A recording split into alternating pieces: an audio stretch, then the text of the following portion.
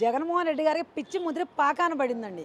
గతంలో నువ్వే కదా అప్పుడు కూడా చట్టబద్ధత కల్పిస్తున్నప్పుడు అసెంబ్లీలో బిల్లు పెట్టినప్పుడు అసెంబ్లీలో ఒక ఎమ్మెల్యేగా నువ్వు కూర్చున్నావు. ఆ రోజు నువ్వేం చెప్పావు? చిన్న రాష్ట్రంగా ఉండకూడదు, పెద్ద రాష్ట్రం నాకు ఇష్టమే. 33,000 ఎకరాలు కావాలి భూమి అని చెప్పింది నువ్వే. చంద్రబాబు నాయుడు గారు 33,000 ఎకరాలు కావాలని ఆయన చెప్పలా. జగన్మోహన్ రెడ్డి గారే 33,000 ఎకరాలు భూమి కావాలి, రాజధాని ఉండాలి, ఢిల్లీని తలదన్నే రాజధాని ఇక్కడ ఉండాలని చెప్పి జగన్మోహన్ రెడ్డి గారే చెప్పాడు. నేను ఇల్లు కట్టుకున్నానని చెప్పావు.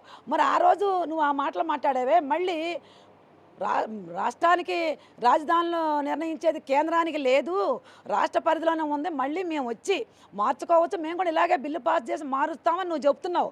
నువ్వు 3 అన్నావు. మరి ఒకదానికైనా నువ్వు బిల్లు పాస్ చేయలేదేంటి? ఒక రాజధాని అయినా నువ్వు కట్టలేదేంటి? రాజధాని అయినా నువ్వు గెజిట్ చేయలేదు ఎందుకని జగన్మోహన్ రెడ్డి గారు? ఇవాళ మాట్లాడుతూ ఉన్నావా నువ్వు? ఇంకా సిగ్గుండాలి. ఎందుకు గెజెట్ చేయాల్సి వచ్చింది ఢిల్లీలో?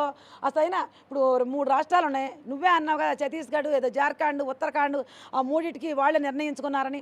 అక్కడ నీలాంటి రాజకీయ నాయకులు, నీలాంటి సన్నాసులు లేరు, నీలాంటి దుష్ట చతుష్టం లేదు, నీలాంటి రావణాసురులు లేరు అక్కడ.